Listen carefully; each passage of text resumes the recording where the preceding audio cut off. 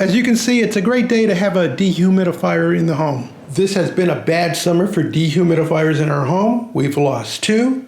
Attempts at repairing have also failed due to the fact that replacing the refrigerant was quite expensive. So we've opted to go with a Honeywell TP70WKN. It's rated at 70 pints. It's rated at 50 pints. It's rated for a space of over 1,000 square feet. So let's get to the unboxing. Even though we had this unit shipped to our big box store, it showed up with damage on the side of the product box. The unit itself appears to be fine. We'll find out once it's installed. Included in the kit is read these instructions first, warranty manual, tech specifications, the manual itself, and to register the product because it does come with a 5-year limited warranty. The unit includes a fold-up handle which can be concealed once in place. Controls from left to right, a filter alert, 2-speed fan, humidity control setting that you can increase, power switch, humidity control setting that you can decrease, timer mode, and sleep mode. On the top row, we have a change filter indicator, a high-speed fan indicator, tank full indicator, an LED display, continuous mode indicator, timer mode indicator, and finally sleep mode indicator. Before we can plug in the unit, we need to remove some tape.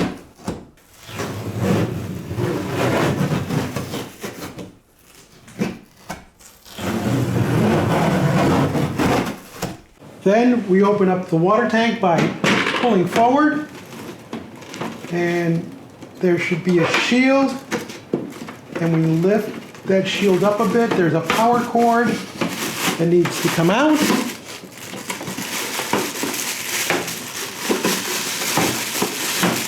And there could be, depending on the model, a line for discharging or pump parts or even a washer. Just make sure everything's out. There's this lever here. It's a float. It has a piece of foam on it. That stays in the tank because that's how it determines when it's full of water. We take our water shield and we place it back, snap it in, and what that does is it keeps the water from splashing around when you go to remove it and pour it out. So it pours out of here instead of coming out all over, which is a really nice add compared to former tanks that I've used with other models. When you're done with all that, we just simply insert it back in. For those of you who store your dehumidifier, there are these little cable latches that you just insert and turn. And what this allows you to do is to coil your cable. So storage is just a little bit easier than having the cable all over the place. And these are located in the water tank. In our installation, we're not going to be using the drain plug. We're just going to go straight into the tank, the front of the unit. On the back of the unit is where the air filter is located, and that simply snaps out and is washable. Then you just snap it back into place and it's good to go. The unit will tell you when the filter is dirty, but you should clean it at least once a month. Air is drawn in from the back, exits out of the top, so make sure that whatever location you pick, you don't put it right up against the wall. It needs at least 17 inches of space for it to draw a sufficient amount of air. With the unit plugged in, we get 2 indicator lights. We switch on the power. That tells us that it is set for 50% humidity. Current reading is 65. So now it will attempt to draw down the humidity in this room. My gauge indicates that we are at 64% humidity in the room, 72 degrees. So we'll see if over time the humidity level starts to drop down. An unusual feature with this Honeywell is that you have a readout not only on top of the unit, but in front. So from across the room, you can see where your humidity level stands. As mentioned earlier, it's a 2-speed fan. So flipping the switch puts it into a high-speed mode. And turning off the indicator will bring it back down to the low mode. Just a few minutes into its operation and we can already feel warm air being exhausted. That indicates that the unit is actually working because it will generate heat as part of the condensation process. When the dehumidifier reaches the established humidity level, it shuts off and goes into a standby mode until the humidity rises above that threshold, and then it'll cycle back on. There is a night mode, and when you press that, what that will do is it will extinguish the readout lights, both top and front. It takes about a minute for it to activate once you push that button.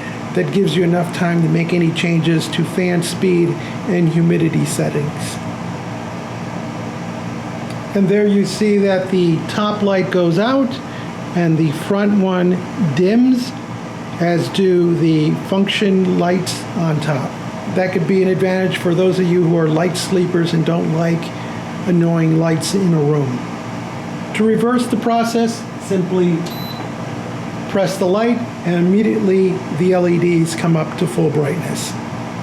After running the system for several days, I can tell you that well, initially it seems quite loud and it's in the low speed mode. We had people over, was in the room, we had our conversations, and we never noticed the unit as making noise. So it kind of blends into the background mode, although when you first listen to it, you would think not. We moved the unit away from the dining room table, only so that we would have more room for the chairs over there.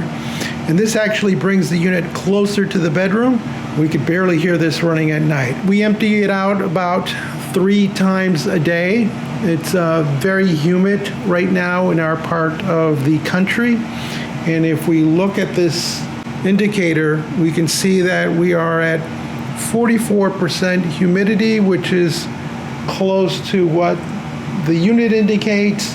It does cycle off when the water tank fills up.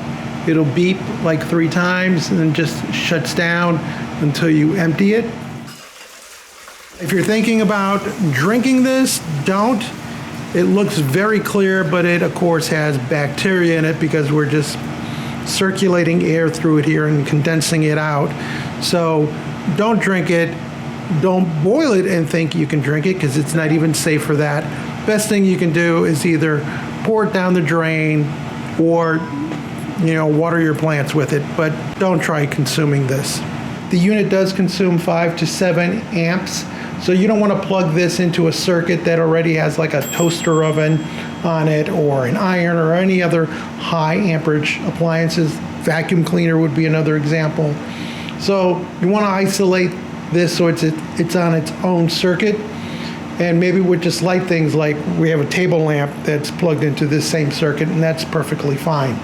The unit will automatically self-defrost because that's a byproduct of dehumidifying the air. Is sometimes the coils will ice up, so the unit will stop the compressor and just run the fan until the ice melts off. And of course you get that condensation going into your tank. So far, the only issue I've had is that when removing the tank, sometimes water drips out and just pools inside the unit while you're busy emptying the tank and coming back. So it's always nice to have a paper towel to just clean up the drippings.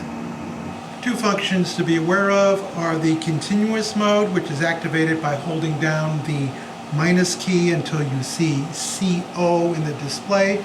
That will allow the unit to run all the time. Also, next to that is the little clock symbol, and if you press that while the unit is operating, you can have it shut off anywhere between 0.5 to 24 hours after you initiate that mode. If the unit is already off in standby and you press the clock, then you can initiate an auto on anywhere from 0.5 hours all the way up to 24 hours later. And it's a one-time only thing. If you want to do it again the next day, you'd have to reset the clock. No need to be concerned about power outages. Once the power comes back on, the unit will come back on with its prior settings. The included drain hose is for continuous use only.